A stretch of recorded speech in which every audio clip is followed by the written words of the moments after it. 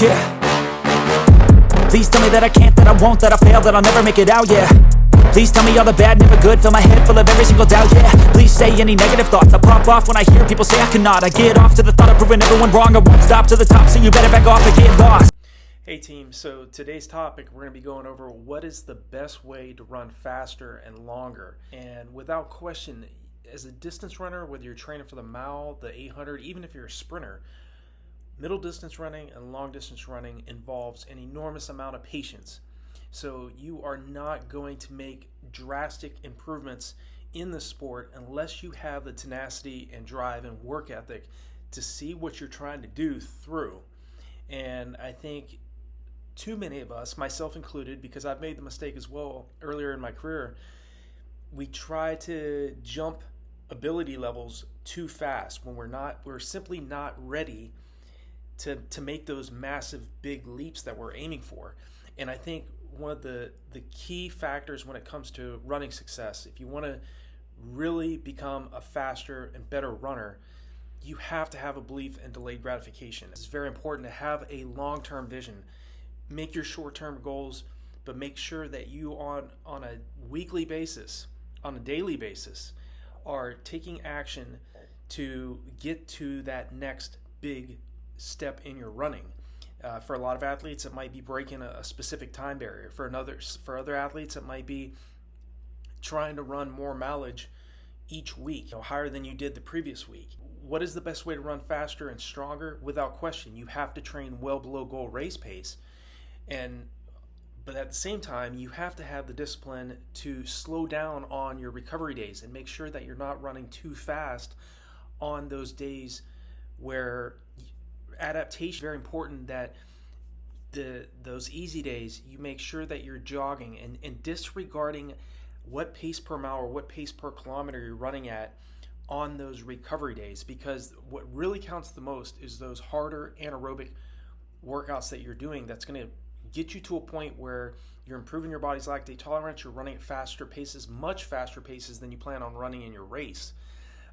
Those types of workouts, the speed workouts, the hill repetitions, training at VO2 max effort, running so fast you can't clear lactic acid faster than it's building up. Those types of workouts are absolutely essential, and they're the most difficult, they're most challenging for most athletes. I've been there too. The long run was the most difficult workout I did. The faster, longer run that I always talk about, because I would do segments of that long run at 3K to 5K race pace in certain portions of my long runs. I would do long, steady segments of my long runs at 10 to 15 seconds faster than goal race pace for the marathon or half marathon. So doing those types of varied pace long runs takes a lot out of you. You have to give yourself a minimum of 2 days and sometimes even up to 3 days of recovery after you do those really hard tempo runs, really hard long runs. And this question, what is the best way to run faster and stronger? We spend so much time focused on doing speed intervals and doing tempo runs, doing hill repetition. We focused on, if I run faster, then I will, without question, I will improve because I'm running faster. Whereas that's just one piece of the puzzle. If you want to run faster and stronger, you also have to focus on what are you doing the other hours of your day. What are you doing after the workout's done? Are you getting enough sleep? Are you staying up late at night? Are you partying on the weekends? Okay, we all love to have fun. It's fun, it's great to relax and unwind sometimes, without question. But if you really want to run faster and stronger, you have to pay attention to all of the fundamentals that go into running success. All I did from 1992 up until around 2017, all I was doing was running. Okay, yeah, I had other things in my life. I was in grad school, I was in the military, I was balancing other responsibilities just like any other athlete, as I know you're balancing your own responsibilities yourself. You have to be tenacious in what you want. Okay, you're either in the sport to be average, good, or great. Okay, not every athlete that watches these videos is going to want to have a desire to be an elite runner. Maybe you're somebody that's trying to lose weight, or maybe you're trying to prepare for your first 5K or 10K. We all have different goals in mind, but if you're trying to run a specific time, you have to train sufficiently below goal race pace during your week. Preferably around 10 to 15% of your mileage each week should be training at or far below goal race pace. You also want to be training at paces that are closer to your anaerobic threshold, where you're running at around 85 to 89% of your maximum heart rate. And you also want to spend a good portion of your weekly mileage running easy and relaxed, because again, the benefits of your hard training is going to come from within the rest period. Okay, there's a term called supercompensation. If you don't know that term, Google the term. Okay, there's the real benefits come immediately after around 24 to 48 hours after you do that track session, after you do that tempo run. Okay, obviously you stress the energy systems of the body, but the real benefits are going to come after that workout's done and what you do in the hours after that workout. So the best way to run faster and stronger is to really focus on a higher percentage of your weekly volume running at higher intensities, focusing at not just training below goal race pace, but also training at around, like I said, around 85 to 89% of your maximum heart rate, spending a longer period of time training at your anaerobic threshold or your lactate threshold, the point where lactic acid starts to build up, and also spending some time really focusing on taking the discipline that you have to train, to prepare, and taking that same amount of discipline that you have and just slowing down on your easy days. Okay, it's some of the most difficult aspects of training for middle to long distance running is just learning to slow down and allow yourself time to recover, because I already know you all are extremely disciplined. I already know you know how to work hard. Okay, I already know you're driven, otherwise you wouldn't be watching this video. But what we have not been taught, and what takes some athletes much longer than others to learn, is using leverage. Okay, training smart is a different concept than training hard, and the hardest working athletes don't always get the best results. Okay, I know of athletes that run 50% less and get greater results than athletes out there running 100 miles a week plus and still not meeting their time goals.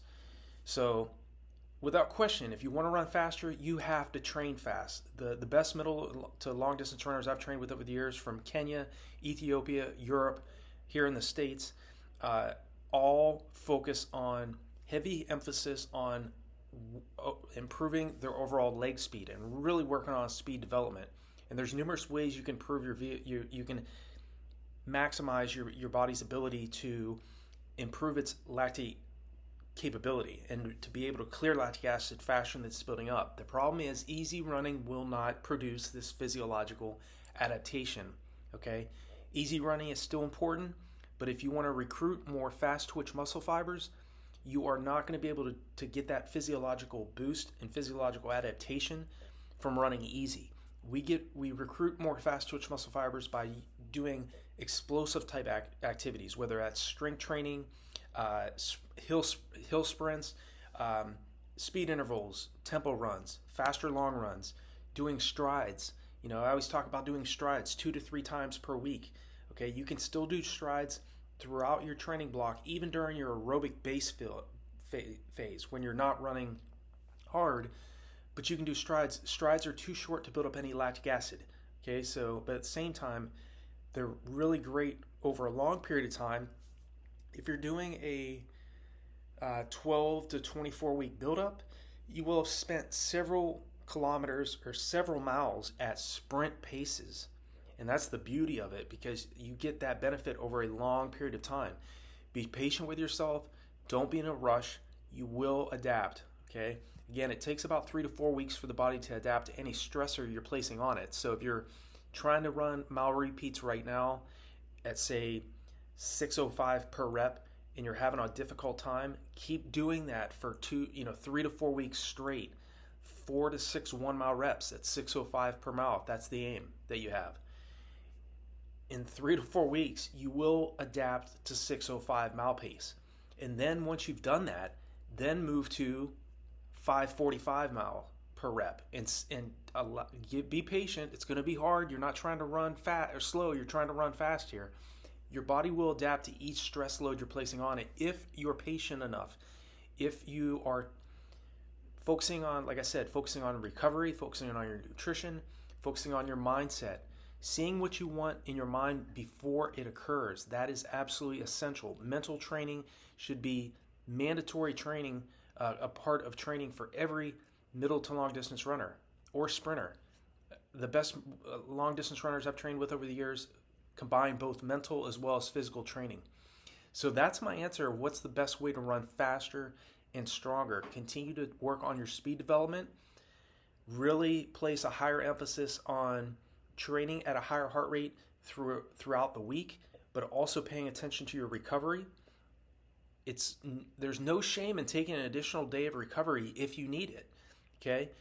The problem comes when you're so focused on speed and you're so focused on running fast that you don't allow enough time and sufficient time for your body to adapt to those hard workouts that you're doing. And then you get diminished returns on your investment. You do not want to do that. Again, I know you know how to work hard. Let's start working smart. Okay, I have running courses, training plans, monthly coaching on RunDreamAchieve.com. If that's something that you're interested in, check out the resources below this video. You can also go to RunDreamAchieve.com. Also have other resources that are available on the site. If you're interested in writing down your goals, it's very important that writing down your goals, whether that is you're keeping track of your weight. I do have a fitness tracker now on RunDreamAchieve.com, so it might be something you're interested in. Throughout my career, I always wrote down my goals. Okay, it's not just about doing the workouts. It's also writing down your short and long-term goals, focusing on how many calories you're eating per day. Maybe you're focused on just tracking your weight each day. Check out the new fitness tracker on RunDreamAchieve.com. That might be something that you want to add to your routine each week, and I hope that's helpful for you. If you have any questions regarding trying to get faster in your chosen event, let me know what your event is, what's been giving you the biggest issue in your preparation, and what's been going right in your training as well. Leave that in the comment section. I'd love to hear that as well. So hope this is helpful for you all that's asking this particular question or interested in this particular topic. Let me know if there's anything else I can help you all out with, and for sure, if you comment, I will respond. So I wish you all the best, and I'll talk to you in the next video.